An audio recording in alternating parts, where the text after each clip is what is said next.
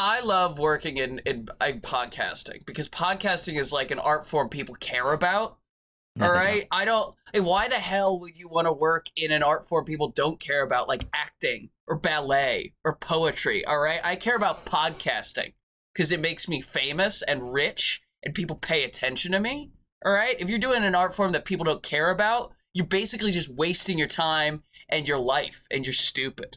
That is my audition for the Timothée Chalamet biopic that will assuredly be happening after this because. After he wins an Oscar for Marty Supreme.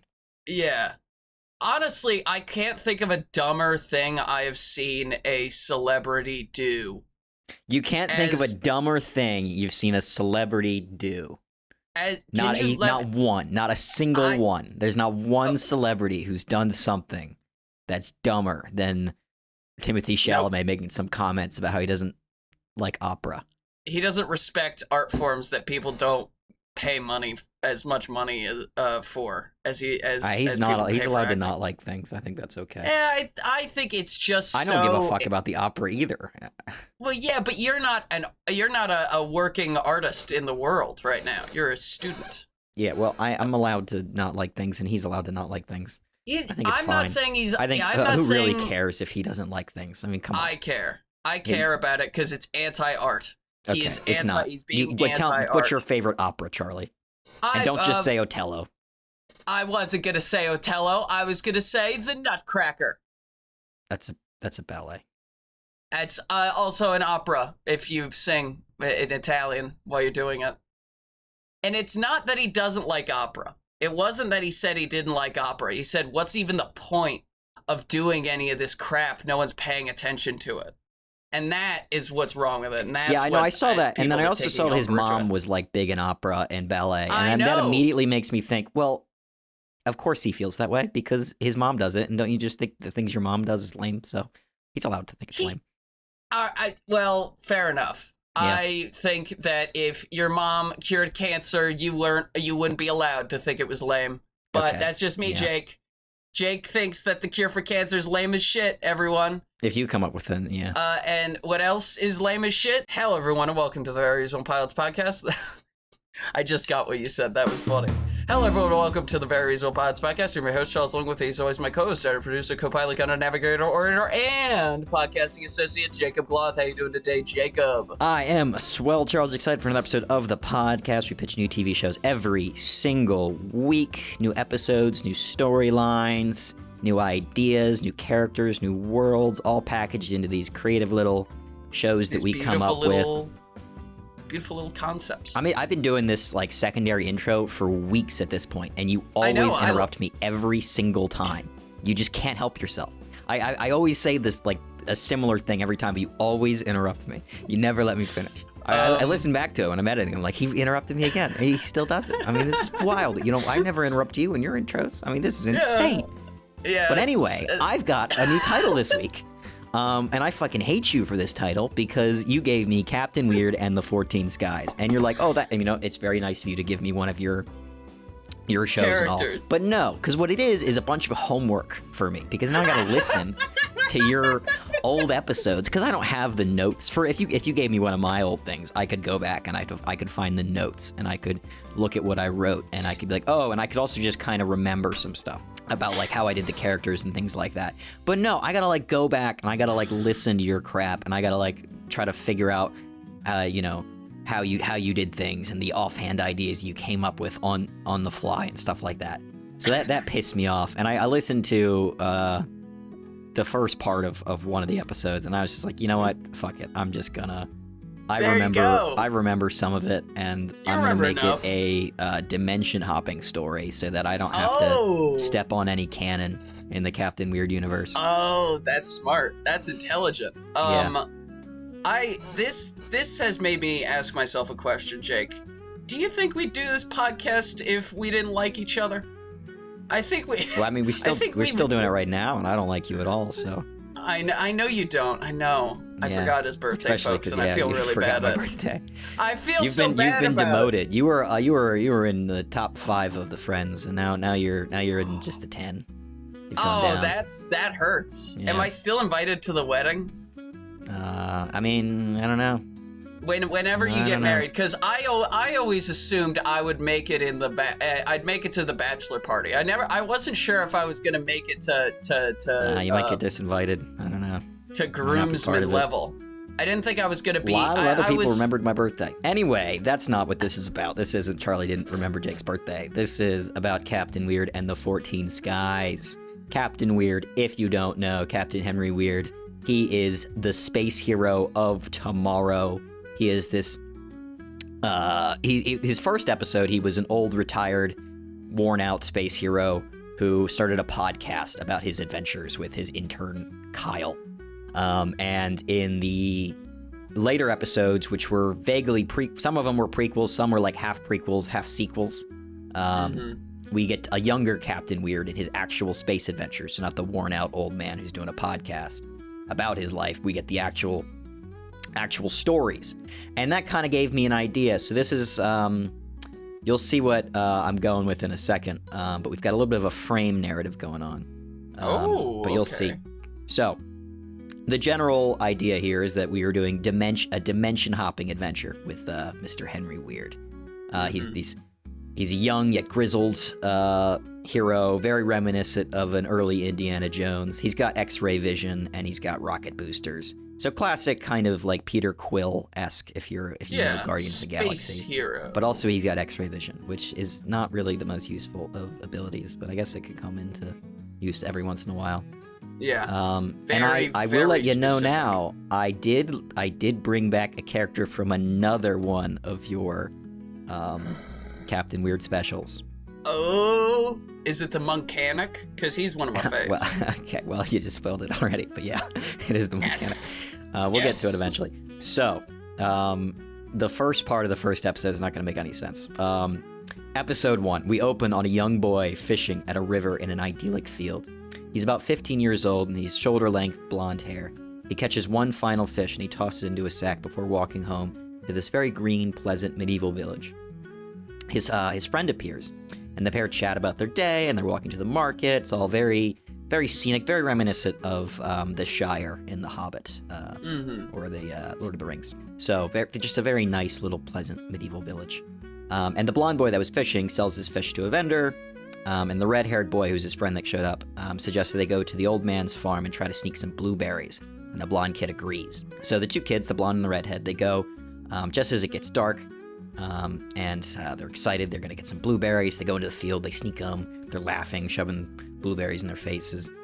And on their way back, they're walking along the road, and they see a lone man who's slumped on his horse, just lying over it. And just as they reach him, he falls off.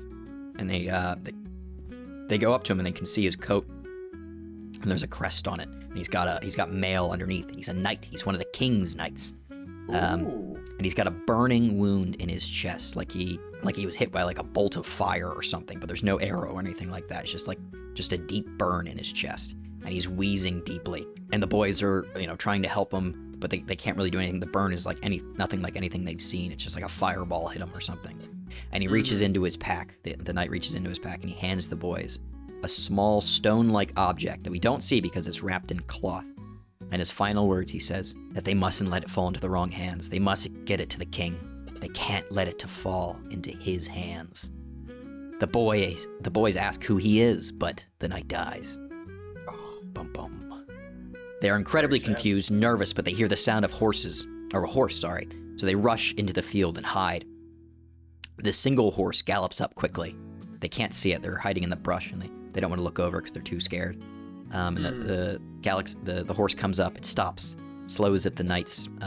It slows and stops at the knight for a while. You can hear somebody hop off, sort of rummage around on the knight, and then hop back on the horse and then ride off and continue into the night. And once they're sure the horse is gone, they can't hear it anymore. The boys rise, check the knight. See, he's just been like flipped over, and his coat's been like stripped off. Clearly, somebody's just searched him. And the boys rush home to plan their journey. First they're a little hesitant. They're like, "Should we go? What do we do?" And like, the knight, he trusts us. This is the king's knight. We have to do this. We have to get to the king. It's clearly important, whatever it is. And so they pack some food and supplies, and they set off. Both are terrified of what is to come, but they continue, talking nervously about whatever is after the rock and what even is this rock that they have. Mm-hmm. And they are off into the forest and they make camp at night and they sleep, in the thick of the forest, very nervous about tomorrow. And just before morning really hits, so just before the sun rises, they hear a rush of horses and are woken abruptly, and they hide, and they watch over the branches as these ghostly figures race through the woods, not stopping, just galloping fiercely through the woods, and they're terrified, so scared they can't even hide, and they just run desperately into the night, and they run all day until they're attacked by a wolf, Charlie, and they're forced to climb a tree because they're two little boys and there's a wolf. Because what are you gonna fight a wolf when you're a 15-year-old kid? I mean, I guess maybe you could. Yes, but sounds like a bad idea. I would do a backflip over it because I can do that and I can fight a wolf. Yeah. I can do both those things at the same time. Two things that Charlie definitely can do. That's for sure. So the wolf, still confident. The wolf, is at the bottom of the tree barking at them or, howling, whatever wolves do. Mm-hmm. Yapping. They don't really know what they can do. They're just nervous when all of a sudden a passing horseman scares off the wolf. The boys come down, but no one is there. So whoever the horseman was, he just came up, scared the wolf away, and then left. And the boys are tired now, exhausted, been running from this wolf and these ghostly horsemen. And they trudge onward, and they're relieved to find that a town is just ahead of them, which is great because night is just about to fall, and they're hungry, they're tired, and they desperately need a bed to sleep in. So these two young kids, Charlie, they arrive at a tavern and are disturbed by the rough crowd that's in this very dark, dingy hall, and they shuffle into the bar. They pay for a meal in a room, and they go into the farthest back corner and whisper quietly about whether they were followed. They get their food, they have a drink, and they're calming down. It's probably mutton, probably mead, some sort of a fun medieval food. Yeah. Probably a big pie. One big pie that they share. Yeah, a nice big pie. That'd be good. So both of them are, by the way, both of them have like these big dark green cloaks on with like these silver clasps. And they look very nervous, yet they still feel very determined. And while they're eating, they barely say a word. They just need to eat, and they want to go upstairs. Because they're nervous and they're incredibly hungry. Yeah. And just as they get up to go to bed, a few large men come over and stop them. They're like, "Oh, what's the rush? Come and stay, have another drink with us." And the boys try to say no, but it's clear that it wasn't really a question or a request. Mm-hmm. They've got to sit down. So they stay forced in their seats by these men, and the men start questioning about how they got into town, where their horses are, if they have any cargo, got anything on them. And at first, it kind of seems like innocent questions, but it's very clearly starts to seem like a robbery to the boys. Yeah. And it then becomes clear that they know something. They know the boys are carrying something of particular value. And they keep mentioning a rune, R-U-N-E, a rune. And at the mention of a rune, we see a table lamp light in the background. So while the camera's focused on the boys at the table, but deep in the background, we can see a lamp light up, like an oil lamp. And a lone figure is barely illuminated. It's this man in a long black cloak with the hood drawn, smoking a pipe. And just barely we can see the glint of his sword's pommel shimmering in the light. The boys are ushered out of the bar by the big burly men who want the rune. But as soon as they're outside the door, like the old men or like the big men, they shuffle the boys out. But so the boys leave the bar first. None of the men are outside. And as soon as the two boys step outside the threshold of the bar, the door abruptly shuts, and they suddenly hear very fighting inside, and they look through the window as one of the robbers is thrown out, and inside they catch the glimpses of the man in the black cloak wielding a longsword, taking out all the thugs in a whirling wind of steel and blood. Badass! All the thugs are maimed, or 3 of the thugs are maimed, and the rest run out the back door screaming. And without seeing the lone figure's face, he pulls back the hood over his head and he comes out to the 2 boys. "Come with me," he says. And the pair follow because, they're nervous, but they clearly this guy's some sort of badass and he's their savior as well. So you're gonna listen to him. You're gonna go with him. He leads them to their horses, and he rides with them out of town, warning them they have been tracked for days by the horsemen. And the two boys are nervous, asking who the horseman is, or who the horsemen are that are chasing them. And the strangers say stranger says that they are a horde of defeated knights who are bound to serve the lord who killed them. And they're chasing in search of the rune. And the boys tell them that, you know, they've been tasked to deliver the rune to the king, and if they don't get it to him before the next full moon, the whole kingdom will fall into ruin. I forgot to mention that's what the knight told them. Okay. I realized I put that in there. Okay, so there is Didn't mention that earlier. So the boys know that they have to deliver this rock. They didn't know it was a rune till now, but they know they have to deliver it before the next full moon. There's a time frame now. All right, cool. I forgot that was mentioned by the dying knight earlier, but I didn't write that earlier. So the cloaked figure assures them that the horsemen will not stop them, and they ride off into the night together. They reach a river crossing just as the ghostly horsemen catch up to them, and the cloaked figure dismounts epically and says he's going to hold the crossing. And the two boys race across, and we watch as the lone cloaked figure battles, defeating horsemen one after the other. And the boys, they're racing off, afraid. But the camera sticks on the lone figure, and we watch him fight over and over as the new of these ghostly knights come across. And just as he's overwhelmed, and in a last-ditch effort, he dives into the water, throwing something on the ground as he does, causing the bridge to explode. We don't really see what he threw on the ground. Just the bridge suddenly combusts and blows up, and he's swept down the current of the river. And we follow him as he eventually gets a handle of a branch and pulls himself out of the water, desperately trudging onto the sand. And he, picks himself up, uses his sword a bit as a crutch, and gets up, sheaths his sword, and starts walking into the forest trying to figure out where the boys went. And he smells smoke, and he follows it to a campfire, where, Charlie, 3 goblins have killed the boys and are currently eating them. The cloaked man immediately vomits heavily, and we see the hood fall down. We see his long blonde hair obscure his face. The goblins turn and yell some goblin stuff and pull out their weapons. And the figure pulls his sword out, but then instantly says, fuck it. And he rips off his cloak, Charlie, revealing Captain Henry Weird. Yay! He instantly vaporizes all of the goblins with his laser gun and picks up the discarded rune. And then he says, all right, first time I try not to fuck up a dimension, and the kids get eaten by goblins. That's what I get for trying to play by the rules. He puts the rune in a slot on his wrist and opens a portal, stepping through. End of episode 1. Awesome. Great episode. Phenomenal Captain Weird episode. Big fan. I remember with, I think it's the clan, Captain Weird and the clan of Nessuno Niente, which was, I think that's the last Captain Weird episode, or maybe it's the last. Mm-hmm. You did this thing where you were like, you made it not clear that it was Captain Weird until the very end. I mean, obviously, you gave me the title, so you knew it was going to be Captain Weird, but I thought I would do the similar thing where you don't realize it's Captain Weird until the very end of the episode. I like that, because I thought it was going to be there was going to be a switcheroo, and Captain Weird was the one chasing them.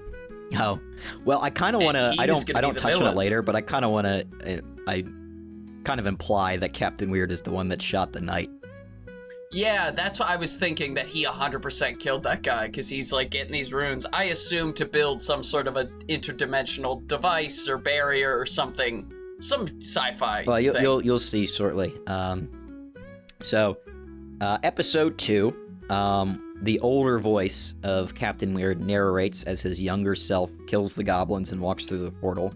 But just as he does, Kyle interrupts him, and we pull out to reveal that Captain Weird is in the podcast studio doing an episode with Kyle. And Kyle asks, wait, what happened to the kingdom? Isn't it, like, gonna fall without the rune? Captain Weird is flabbergasted by the question. I don't know. Maybe, I guess, usually. All this stuff is a bunch of horse shit anyway, but I haven't gone back to check. I was trying to get back to my own dimension, so I'm not really gonna worry about that. And then Kyle is like, but what about all the people, the kids, the horsemen, the whole world? And then Weird's like, if I spent time worrying about every sky I ended up underneath of, I would have died a long time ago. So anyway, I hopped at dimensions again and ended up under a yellow sky. And we'll merge back into the actual story where the younger Captain Weird has just stepped out onto a red, dusty rock with a yellow sky. He scans the atmosphere and finds that it's oxygen rich. And he ditches the cloak pulls out like a laser cutter and cuts his hair short again, so no longer fantasy style. Very cool. Oh, cool. He could look like Chris Hemsworth in Thor Ragnarok. Yeah, we're just like quickly. Yeah, that'd be neat. So he puts on his rocket boosters and he starts gliding through the air until he finds a frontier village. He arrives to find a hobble of buildings built out of old spaceship parts and red rock, and he heads over to the inn, where the people are extremely surprised to see him because there's no new person has been on this planet in over 100 years. And he explains, he's like, I crashed here in search of a magical or maybe scientific, I'm not really sure what you guys are doing here, object. Kind of depends on how you feel about that sort of thing. No one has any idea what he's talking about. So he kind of just settles down the town. He keeps traveling, looking around. This episode's like, it's going to be a lot of just like him in the town, becoming a part of the town. At first he's like kind of traveling and looking around, trying to find the rune or whatever the object is in this dimension. But eventually he just kind of gives up, and he meets a girl, and he starts talking about a family, and he opens his own mechanic garage where he finds / builds, because I don't remember really how the mechanic works. I don't know if the mechanic is living in this town, or like he has to like sort of help. Because wasn't the mechanic part robot? Yeah, he's half monkey, he's half robot. So I'm thinking he helps re-establish the mechanic. Maybe he's like I was thinking maybe like he's got him in his backpack. He's got like a sealed container in his backpack, and he's like, he sits down at his mechanic shop one day, he cracks it open, and he says, "Hello, old friend," and we see it's all of the monkey parts of the mechanic are still preserved, but none of the robot parts. It's like, time to get you up and running again. Well, okay, Charlie, this is important, because this show is set before your... okay. Well then... I don't know if this should be how they meet or what, but that was my idea. I think that would be fun. That could be a great way for them to Mechanic could meet. be like already in this town with the mechanic shop, and Captain Weird meets him here. And they become friends and start working on this garage together, building and repairing like speeders for the town and things. And Captain Weird kind of gets like somewhat settled with his life. It's clear he's not like in love with it, but he's just like, I'm stuck here. And this continues until one day he's out doing a repair job in the field when he spots an old hut in the sand. And him and the mechanic go into this hut, and they end up in this Indiana Jones-esque cave where they have to traverse and go through all these traps and everything.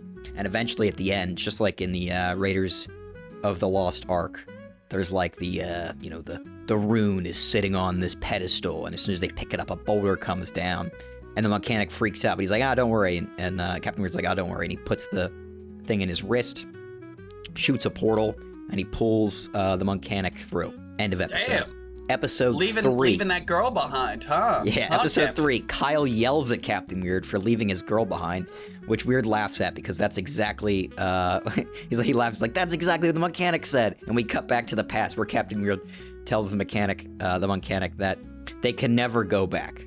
Oh my god. They walk through the portal, and he's like, where are we? How do we get back to the village? He's like, oh yeah, no, we can't go back. Once we walk through a new dimension, we're done. He's like, what do you mean we can't go back? He's like, no, we're on the other side of the 14 skies, the 14 dimensions. They kind of operate in a line. And once you go through the portal, you have to go all the way back around to get to the one you were just at. And I'm not doing that. Yeah, and that's going to take forever. For her? Yeah. She is nice.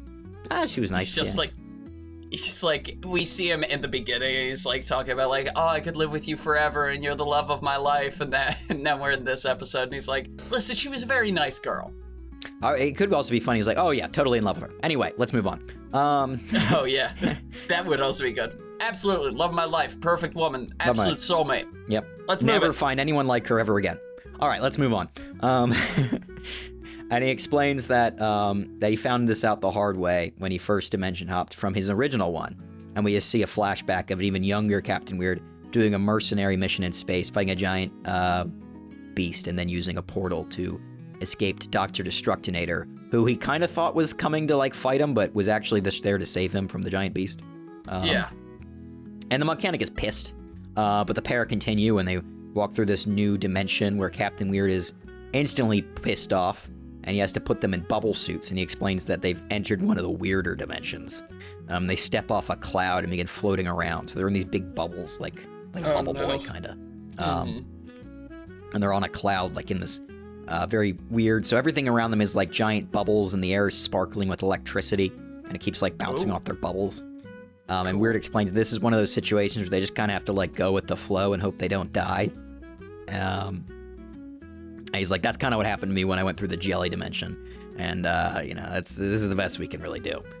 The jelly dimension. So they float around until they reach a giant bubble, which they merge into and see this cloud metropolis. So, like, just picture this, like, epic sort of Olympus-like city that's in this big cloud. And there's these wispy cloud beings that are all going around living their lives in this, like, perfect utopia. And Weird and the mechanic are immediately arrested.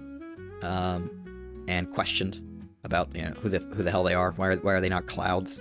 For having a density index higher than 0.1. Yeah, and then the cloud people like fix the bubbles because they're like, yeah, you probably would have died in about 15 more minutes if we hadn't fixed didn't you these. notice there was no oxygen getting into the bubbles? Yeah, you were just suffocating. You were going to die eventually. It's mostly carbon dioxide. We scanned you and we found that you need oxygen. So we put some more in the bubbles and set them up so they can convert the air around you into oxygen. Seriously, how did you think that was going to work, man? And so Weird at first just lies to them, and he comes up with all these different lies about how they got there and everything like that. And the police just keep questioning them, and the question's getting worse and worse and worse. And eventually the mechanic just tells them that they're dimensional hoppers. And the police are like, oh, why didn't you just say that in the first place? And they release them. And they're like, yeah, this happens all the time. What you've got to do is you have to climb the highest peak of the clouds to find the device, and you can shoot yourself into the next dimension.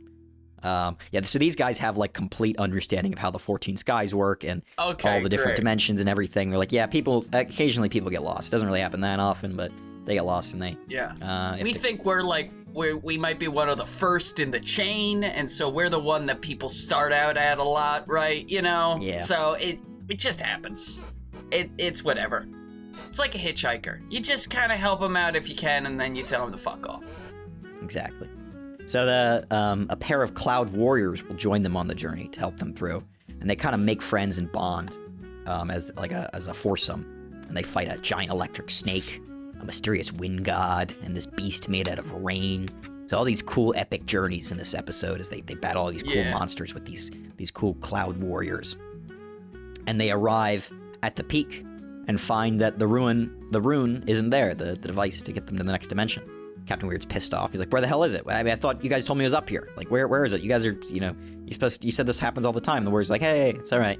And they reach into their cloud and they hand him the rune. They explain like, yeah, this was actually just a trial to see if you're ready for the next dimension, which is even more treacherous. And Weird is pissed, and he's like, all that? Like, we could have been injured, we could have died. They're like, no. I mean, you wouldn't have gotten really injured. All those monsters, like, they're real, but they would have stopped if you got really hurt. I mean, it's more of like a fun thing for them. It isn't like a serious. It's like sparring Pokemon for them. They're not really gonna try to kill you. If you pass out, they stop. Captain Weird's like, you guys have Pokemon? Yeah, we have. Everybody has Pokemon. Pokemon is one of the consistencies across the dimensions. Across the multiverse, there is one constant, and his name is Pikachu. Yeah. Never forget Pikachu. Anyway, and they're like, and if you did get hurt, we would have taken care of you and helped train you so that you would be okay. And the mechanic's like, I don't want to leave. These people are really nice. This is really cool. But Captain Weird grabs the rune, shoots a portal, and then drags the mechanic through. Yeah, he's like, nah, fuck these people. They think they're better than us. So those are all the episode ideas I have, but how I'm thinking it's going to end is with it's going to end with Captain Weird and the mechanic going through the final portal in a spaceship, which instantly runs out of power once they get back to their original dimension, which opens with the with your episode. I think it's Captain Weird and the Journey into Oblivion or something like that. Journey into Oblivion, yeah, where we introduce Dr. Destructinator as a villain, and Captain Weird gets his superpowers. Oh. So maybe he doesn't... Yeah, well, his powers aren't important in this, so it doesn't matter. He doesn't... Yeah, that's a great... I just had an idea for how we can extend the Captain Weird lore. But it may be an off podcast conversation because it may be too intense for the fans. Okay. So I really liked it. I am glad that I gave you Captain Weird. I'm glad that you had this challenge placed in front of you because you met the challenge. There's 4 episodes of Captain Weird. Episode 91, Captain Weird Space Here for Tomorrow. Episode 175, Captain Weird and the Journey into Oblivion. Episode 205, Captain Weird and the Affair of Corporate Exportation. And then episode 265, Captain Weird and the Clan of Nessuno Niente. And that's a lot to watch for one person. So fortunately, Space Here for Tomorrow is only 28 minutes. Corporate Exportation is 34. Nessuno Niente is 49. And Captain Weird and the Journey into Oblivion is 1 hour and 2 minutes. So I hate you. Yeah. I just skimmed through very quickly. Obviously. So I was not going to listen to all these. No, I wouldn't expect you to. Especially because I wrote this pitch the morning of when we were supposed to record originally, which we didn't because we postponed. Anyway, the audience doesn't care about that. They care about the fact that the Captain Weird is on more adventures in the dimensions, in the skies, having fun. He's doing his thing. He's having great times. He's being a crazy space adventurer. I think he has a consistent character across every episode, which I appreciate. I think it's a credit to us as storytellers that every Captain Weird episode feels like a Captain Weird episode. Yeah, it's very classic VRP. Captain Weird is a landmark character for this series. He's just a cool, fun space hero that's kind of a jerk. Yeah, he's kind of a jerk, he's kind of an idiot, but he'll do the right thing in the end, but he'll do it in the wrong way. Yeah. Speaking of doing it the wrong way, thank you everyone for listening to the Very Reasonable Pilots podcast. I've been your host, Charles. Along with me has always been my co-host, editor, producer, co-pilot, gunner, navigator, orator, and podcasting associate, Jacob Gloth. If you like what you heard here and you want to hear more, please give us a like, a follow, subscribe, tell your friends, tell your family, tell your dog, tell your cat. Remember, we'll be here next week with a brand new televisual series for you to imagine and enjoy, and the title of that show will be, what is it? I have 1 through 3, right? Yeah, you do. What do you want? I pick 2. 2. Charlie, your title is No Rest, No Sleep, No Future. Ooh. You know what this could be? A Captain Weird episode. I guess it could, yeah. I could be. I was like, what if I did Jimmy King? And then I was like, what if I did not that? Yeah. All right. Well, thank you everyone for listening, and we'll see you soon. Bye-bye.